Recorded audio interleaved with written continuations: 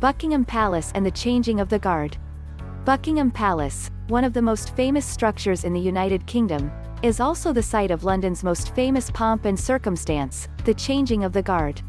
This colorful and free exhibition of precision marching and song draws crowds at 11:30 a.m., regardless of the season, and also takes place in St. James's Palace, after which you may follow the band along the Mall as they march between places. Buckingham Palace was completed in 1837 and has served as the royal family's London residence since Queen Victoria's accession. Look at the flagpole atop the building if the royal standard is flying day and night to see if the Queen is in. She and members of the royal family may even appear on the central balcony on rare state occasions. Visitors can purchase tickets for tours of the state rooms, the Queen's Gallery, and the Royal Mews while the Queen is away at her summer home in Scotland. Number 9. The Tower of London and Tower Bridge. The beautiful Tower of London has served numerous purposes over the years, from prison to palace, treasure vault to private zoo.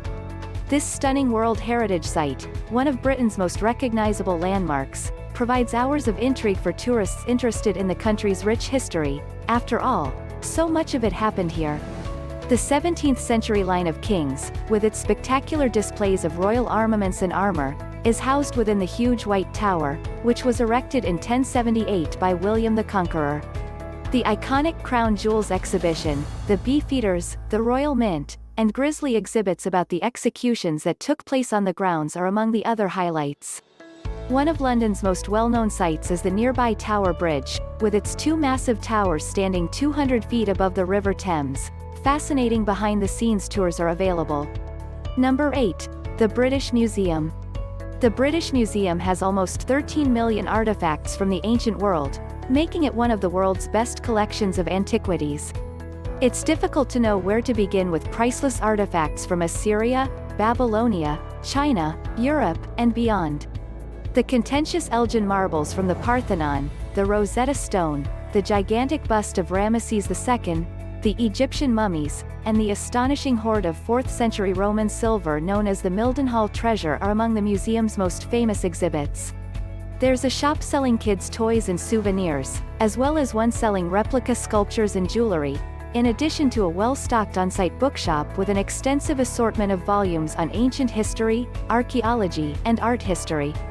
The museum offers a range of lectures and workshops, as well as a restaurant and cafe, for those who choose to stay longer. Number 7. Big Ben and Parliament. The 318-foot tower housing the huge clock and its deafening bell known as Big Ben screams, London, more strongly than anything else. It's as well known as Tower Bridge, and the tolling of Big Ben is recognized around the world as the BBC's time signal.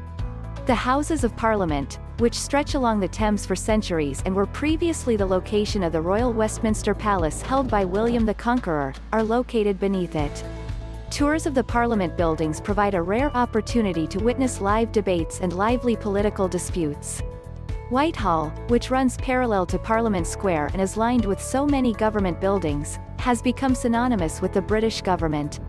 Number 6. Westminster Abbey. Westminster Abbey, another landmark with a long history of involvement with British aristocracy, is built on a site that has been associated with Christianity since the early 7th century. Westminster Abbey, also known as the Collegiate Church of St. Peter in Westminster, was founded in 1065 by Edward the Confessor as his burial place. Most sovereigns were not only crowned but also buried here from the time of Henry II's burial in 1066 until George II's burial nearly 700 years later. It has recently gained notoriety as the favored destination for royal weddings. This Gothic masterpiece not only features England's highest Gothic nave, 102 feet, but it's also one of London's most popular tourist attractions, with well over 1 million visitors each year. The Tomb of the Unknown Warrior, among the more than 600 memorials in the nave. Poets' Corner in the transepts, with memorials to Shakespeare, Chaucer, and Dickens. The Westminster Abbey Museum, and the lovely gardens are all highlights of a visit. Number 5. Natural History Museum.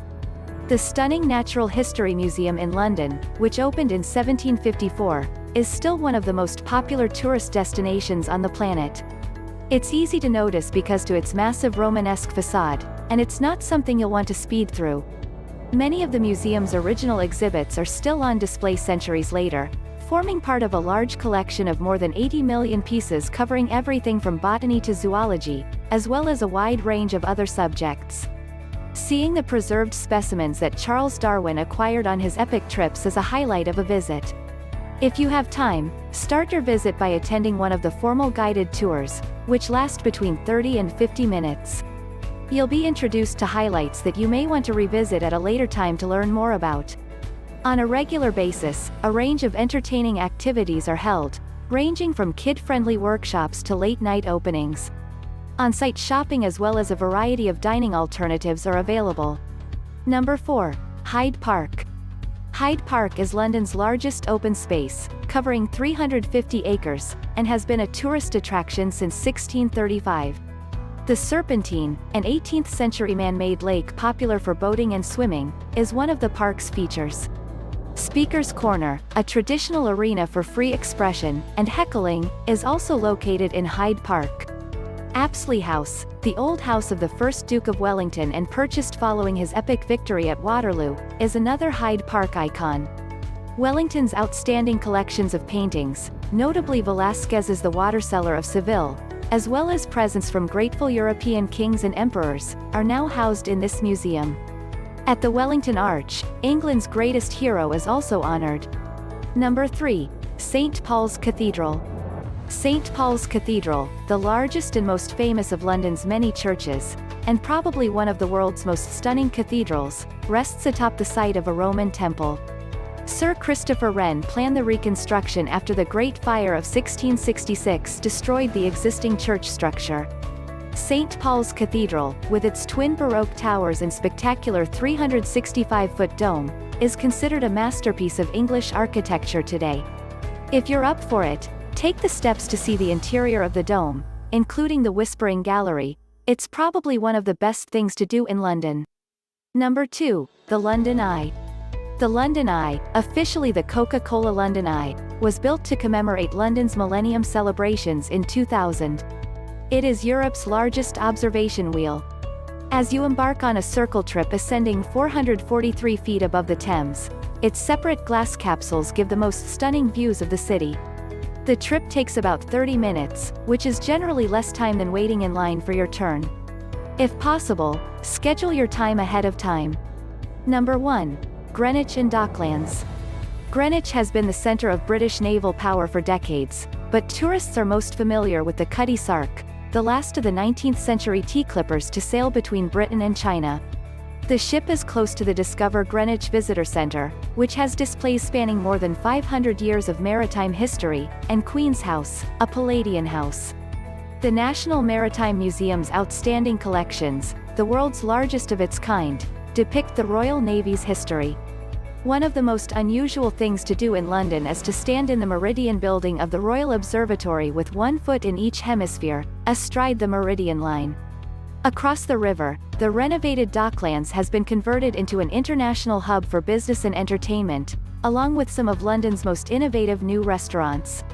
The superb Museum of London Docklands, housed in historic Georgian warehouses, brings the river, port, and its people to life from Roman times to the present through interactive exhibits that are particularly appealing to youngsters.